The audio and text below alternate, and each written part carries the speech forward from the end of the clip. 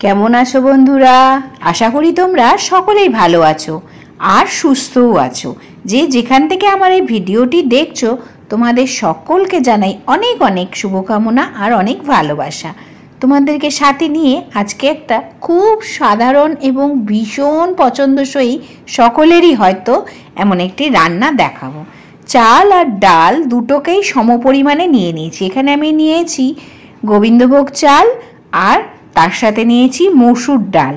এই দুটো যখন একসাথে করছি সমপরিমাণে নিয়ে, তাহলে তো নিশ্চয়ই বুঝে গেছো আজকে কি রান্না করব। ঘরে প্রচণ্ড বৃষ্টি হচ্ছে, অসময়ের বৃষ্টি, সেই জন্য এই রান্নাটি করব। আর তার জন্য তার সাথে লাগবে কিছু পেঁয়াজ কুচি, একটা বড় গোটা রসুন কয়েক কোয়া, আর আলু, টমেটো, কাঁচা লঙ্কা, এগুলো সব কেটে নিয়েছি পরিমাণ মতো।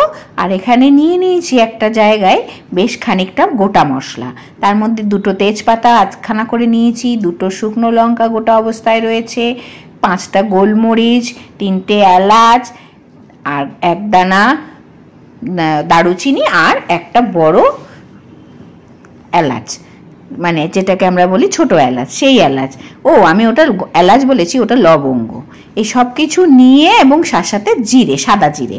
তেল গরম হয়ে যাওয়ার পর সবগুলোই ফোড়নে দিয়ে দিলাম। এখন তারপরে দিয়ে দিয়েছি যে কেটে রেখেছিলাম আলুগুলো, একটু বড় বড় সাইজের মতন করে সেই আলুগুলো দিয়েছি।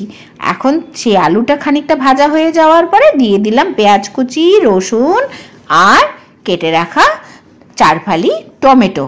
এবারে এটা দিয়ে বেশ খানিকক্ষণ আমি কিন্তু নাড়াচাড়া করব। আচ্ছা, তোমরা যারা আমার রোজ ভিডিও দেখো তারা হয়তো খেয়াল করেছো বেশিরভাগ রান্নাতেই কিন্তু আমি আলু দিই। আসলে কেন দিই সেটা আগে বলি। সেটা হলো, আমার ঘরে ছোট্ট একখানা কন্যা রয়েছে যে আমার ঘর আলো করে রেখেছে। এত বছর ধরে আমি বিশ্বাস করি যে আলু এমন একটা সবজি যেটা আমাদের সকলকে প্রচণ্ড পরিমাণে শক্তি এবং পুষ্টি দেয়। আর বিশেষ করে বাড়ন্ত বাচ্চাদের অন্ততপক্ষে 21-22 বছর পর্যন্ত আলু খাওয়াটা স্বাস্থ্যের পক্ষে খুবই স্বাস্থ্যকর বলতে পারো। আর তার সাথে আমার শাশুড়ি মাও আবার ভীষণ ভালোবাসে আলু খেতে। ওই জন্য দেখবে বেশিরভাগ রান্নাতেই আমি অল্প বিস্তর আলু দিয়ে রাখি। আর ওই দিকে যে চাল আর ডাল নিয়ে নিয়েছিলাম সমপরিমাণে, সেটা কিন্তু আমি ধুয়ে ঝাঁকনায় জল ঝরাতে দিয়েছিলাম।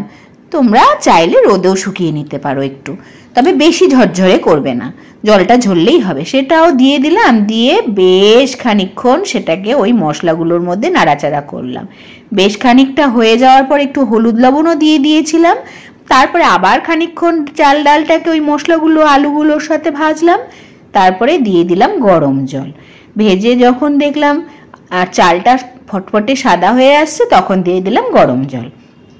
এরপরে এর মধ্যে আমি একটুখানি পরিমাণে চিনি দিলাম। এখন এর সাথে দিয়েছি একটা গোটা রসুন, আর এখন জলটা দিয়ে দিলাম ডাবল। এবারে আমি জাস্ট একটা সিটি দিয়ে কিন্তু নামিয়ে দেবো, কারণ আতপ চাল আর তার সাথে মুসুর ডাল খুব তাড়াতাড়ি এগুলো গলে যায়। শীতের দিনে বা বর্ষার দিনে এরকম খিচুড়ি আর তার সাথে যদি পাঁপড় ভাজা হয়, আর কি চাই। রান্নাটি ভালো লাগলে চ্যানেলটিকে সাবস্ক্রাইব করে রেখো। ভালো থেকো, সুস্থ থেকো তোমরা।